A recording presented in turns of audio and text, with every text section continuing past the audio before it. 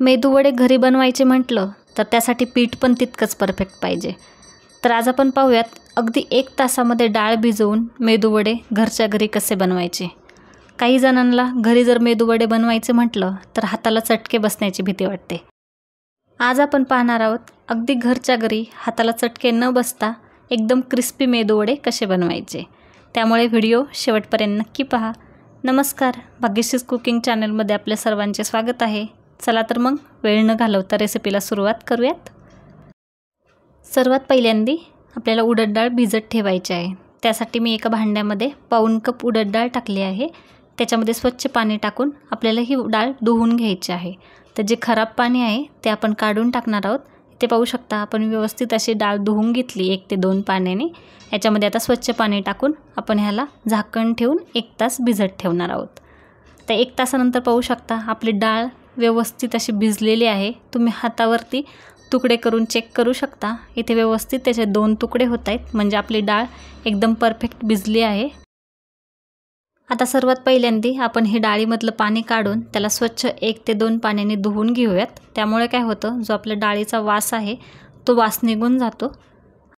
आता आपल्याला डाळ मिक्सरमधून फिरवून घ्यायची आहे। त्यासाठी इथे मी मिक्सरमध्ये डाळ टाकून घेते आणि आपले हे जे मेदूवडे एकदम कुरकुरीत होण्यासाठी डाळ फिरवताना अगदी कमीत कमी पाण्याचा वापर करायचा आहे। जर नाही केला तरी चालेल।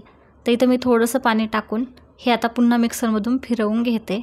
तर आपल्याला खूप जास्त बारीक पण नाही फिरवायचे किंवा खूप जास्त जाड पण नाही ठेवायचे, थोडेसे असे रवाळ ठेवायचे। आता मी एका भांड्यामध्ये हे काढून घेते। तर मोठ्या भांड्यामध्ये काढून घ्यायचं, त्यामुळे काय होतं आपल्याला हे जे फेटून घ्यायचं आहे त्यावेळेस मदत होते। तर इथे मी सर्व मिश्रण काढून घेतले। आता आपल्याला हे फेटून घ्यायचं आहे। त्यासाठी इथे हाताला पाणी लावून एकाच डायरेक्शननी फेटून घ्यायचं।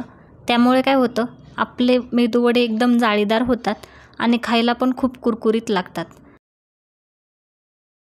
आता हे व्यवस्थित फेटून झालंय का ते चेक करण्यासाठी आपण हाताला पाणी लावून छोटासा गोळा करून पाण्यामध्ये टाकतोय।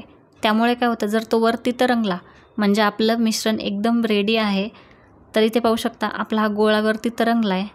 आता आपल्या आवडीनुसार आपण जिन्नस याच्यामध्ये टाकू शकतो।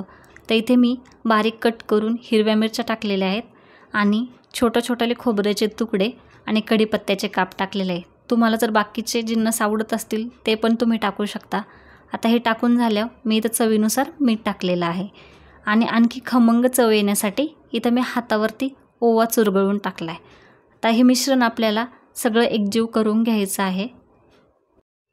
हे मिश्रण पुन्हा एकदा मी 1 मिनिट एकजीव करून घेते। आता हे वडे करण्यासाठी एकदम रेडी आहे।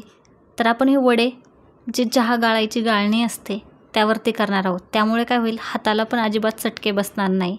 तर गाळणीला थोडंसं पाणी लावायचं, त्यावरती जितकं आपल्याला पीठ हवं असेल तितकं टाकायचं आणि असं मध्ये होल करून आपण हे तेलामध्ये सोडून देणार आहोत। तर इथे पाहू शकता एकदम पटकन असे आपले वडे निघतात आणि हाताला पण चटका बसत नाही।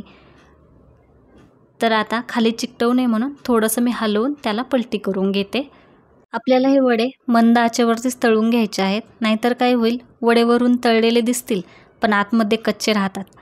तर आपल्याला हे दोन्ही साईडने एकदम सोनेरी कलर येऊपर्यंत तळून घ्यायचे आहेत। इथे पाहू शकता एकदम असे मस्त कलर आलेला आहे आणि एकदम कमी तेलकट होतात, खायला पण खूप खमंग लागतात। तर आपल्याला हे दोन्ही साईडने व्यवस्थित तळून घेऊन आपण हे काढून घेऊयात। असेच आपण बाकीचे वडे पण तळून घेऊयात। एकदा या पद्धतीने वडे नक्की करून पहा आणि रेसिपी कशी वाटली हे कमेंटमध्ये सांगायला विसरू नका। व्हिडिओ आवडला असेल तर व्हिडिओला लाईक करा, शेअर करा।